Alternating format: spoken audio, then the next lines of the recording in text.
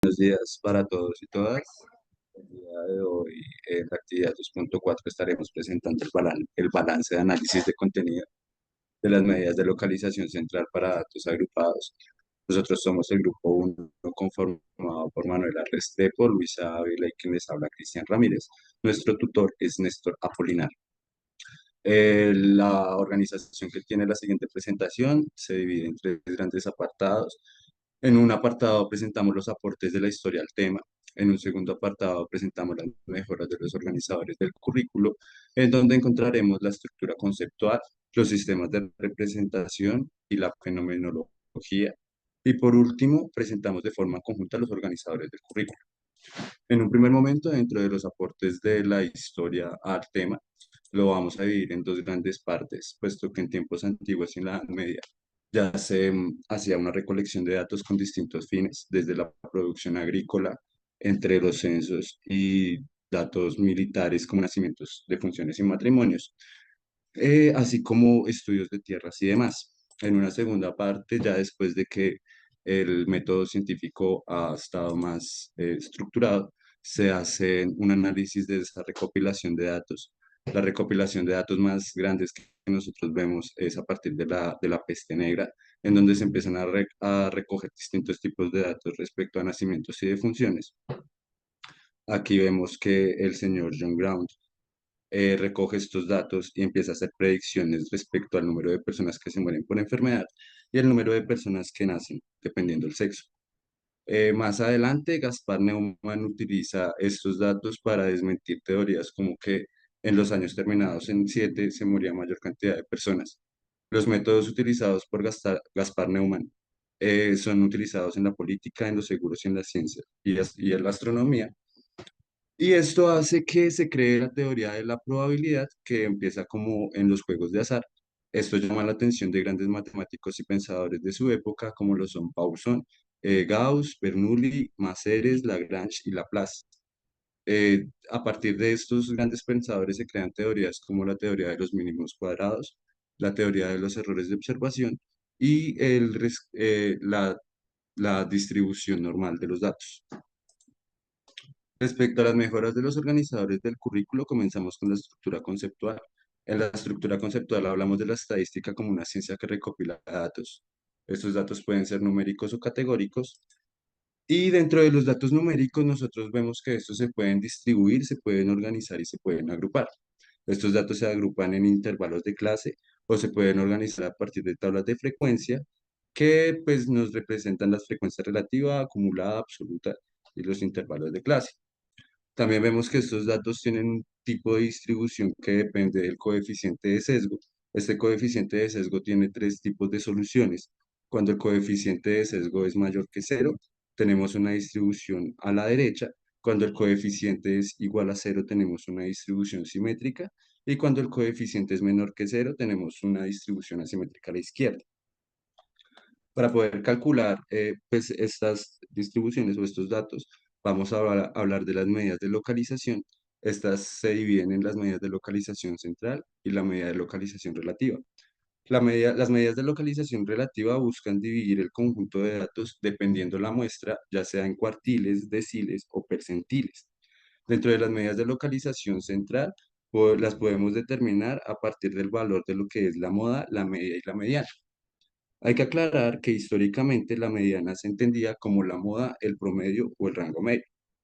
También es bueno aclarar que la mediana tiene una relación directa con las medidas de localización relativa, puesto que toma el mismo valor que el cuartil 2, el decil 5 y el percentil 50.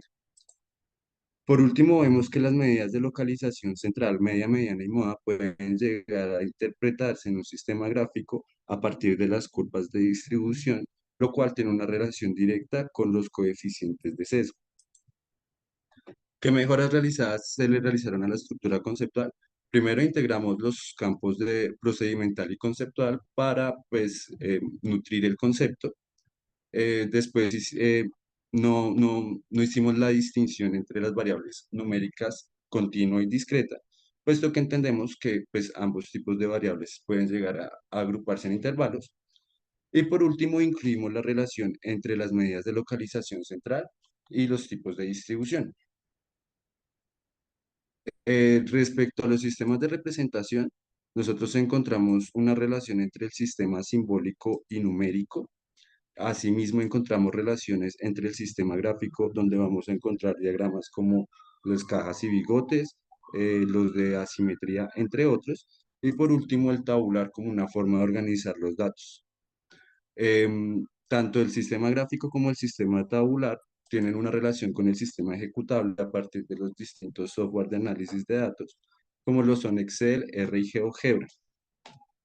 Por último, encontramos el sistema de representación pictórico, donde vemos la media como punto de equilibrio de una balanza. Hay que tener en cuenta que estos últimos sistemas de representación lo que buscan es ayudarnos a analizar cómo están distribuidas las medidas de localización central, moda, mediana y media. ¿Qué mejoras se le realizaron a los sistemas de representación?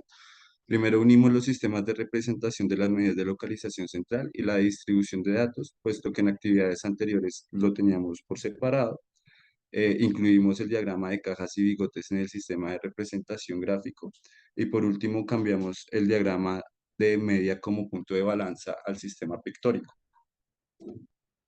Dentro de la fenomenología, nosotros encontramos que las subestructuras que aportan a este tema son los coeficientes de sesgo mencionados anteriormente.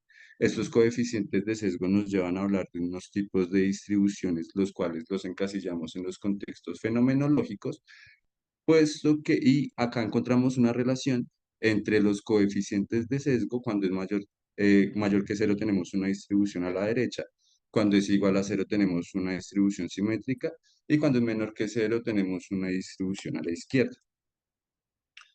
Los fenómenos que se acoplan dentro del contexto PISA a, a estos sistemas de representación son el personal, el social, el profesional y el científico, puesto que no depende tanto del contexto, sino del tipo el grupo de datos que se toma de la muestra. ¿Qué cambios se le realizaron? Básicamente, en la actividad 2.3 nosotros teníamos estos sistemas de representación en una tabla y los sintetizamos en un mapa conceptual. Respecto a la presentación de los conjunta de los organizadores del currículo, nosotros vemos que las medidas de localización central para datos agrupados nos permiten organizar los fenómenos estadísticos a través de las superestructuras matemáticas, como lo son los coeficientes de sesgo, que nos van a llevar a una distribución simétrica. Y estos nos encierran los contextos fenomenológicos. También vemos que las medidas de localización central para datos agrupados tienen distintos sistemas de representación, como lo son el tabular, el simbólico, el numérico, el pictórico, el ejecutable y el gráfico. Dentro del sistema tabular, nosotros vemos que acá podemos organizar las tablas de frecuencia y esto nos ayuda a organizar los datos para poder calcular las distintas medidas de localización central, media, mediana y móvil.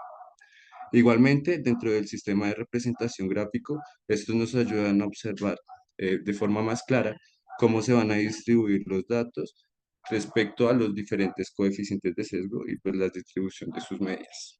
Muchas gracias.